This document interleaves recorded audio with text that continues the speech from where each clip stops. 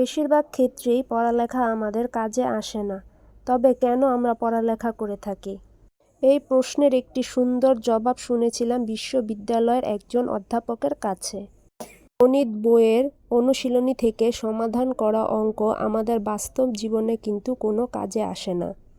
কিন্তু এ প্রক্রিয়ার মাধ্যমে আমরা সমস্যা সমাধান করি, যা আমাদের কল্পনা শক্তিকে শাণিত করে, আমাদের চিন্তাকে নিয়মবদ্ধ করে।